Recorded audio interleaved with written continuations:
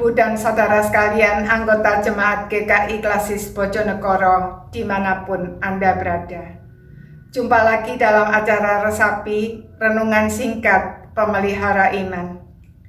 Firman Tuhan akan kita renungkan dari 1 Petrus 3 ayat 15a, demikian. Tetapi kuduskanlah Kristus dalam hatimu sebagai Tuhan. Saudara-saudara sekalian, pada umumnya kita berpikir bahwa orang yang hidup benar dan selalu berbuat baik pasti akan menuai yang baik. Minimal tidak akan menerima yang jahat. Namun kenyataan hidup di dunia ini tidak selalu demikian. Jemaat penerima surat Petrus yang pertama ini sedang mengalami aniaya justru karena iman mereka kepada Kristus. Semua situasi ini bisa menghancurkan kita, tetapi bisa justru menjadi momen penting untuk mengalami kehadiran dan kuasa Allah, serta membuat kita bertumbuh. Semua itu tergantung dari bagaimana sikap kita dalam menghadapinya. Firman Tuhan hari ini memberikan kuncinya, yaitu kuduskanlah Kristus di dalam hatimu sebagai Tuhan.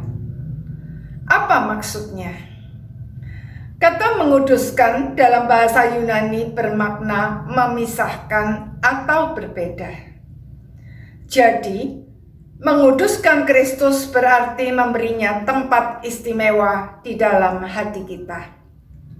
Dengan kata lain, menguduskan Kristus sebagai Tuhan berbicara tentang menempatkan Kristus sebagai fokus hidup kita, sebagai satu-satunya Tuhan yang kita sembah dan taati. Maka apapun yang terjadi, acuan kita dalam menyikapinya adalah Kristus. Apa yang Dia lakukan jika ada di posisi kita, apa yang Dia firmankan.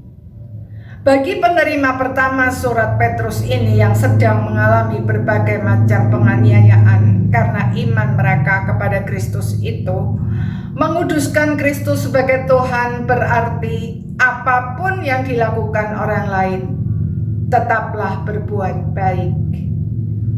Bagi kita semua, apapun yang terjadi, tetap hidup benar.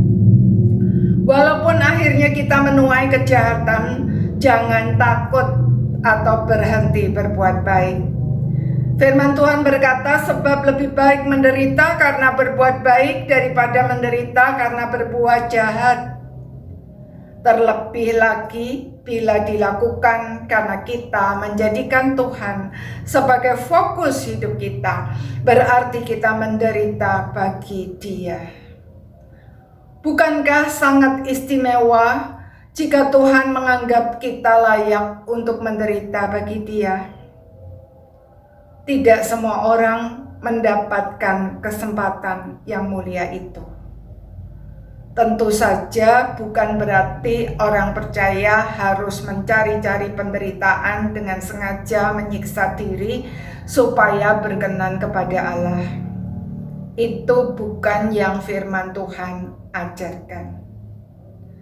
Namun jika kita menderita justru karena kita hidup sesuai dengan firman Tuhan, itulah anugerah istimewa. Tuhan Yesus berkata dalam Matius 5 ayat 10-12, berbahagialah orang yang dianiaya oleh sebab kebenaran, karena merekalah yang empunya kerajaan sorga.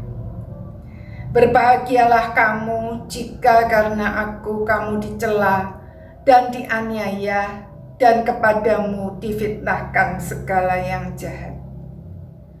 Bersukacita dan bergembiralah, karena upahmu besar di sorga. Sebab demikian juga telah dianiaya nabi-nabi sebelum kamu. Saudara, menguduskan Kristus di dalam hati kita sebagai Tuhan di tengah-tengah dunia yang berdosa ini memang bukan hal yang mudah. Tetapi hasilnya adalah kemuliaan kekal. Jika kita rindu mengalami kemuliaan kekal, apapun yang terjadi, mari kita senantiasa menguduskan Kristus dalam hati kita sebagai Tuhan. Amin. Mari kita berdoa. Bapa Surgawi, kami bersyukur kepadamu, karena apapun yang terjadi dalam dunia ini, kami tahu Engkau ada dan senantiasa beserta dengan kami. Karena itu ajarlah kami selalu menguduskan Engkau sebagai Tuhan dalam hati kami. Dan kuatkan kami untuk senantiasa hidup benar dan berbuat baik, supaya kami boleh memuliakan Engkau dalam sepanjang hidup kami. Terima kasih Tuhan, dalam nama Tuhan Yesus kami berdoa. Amin.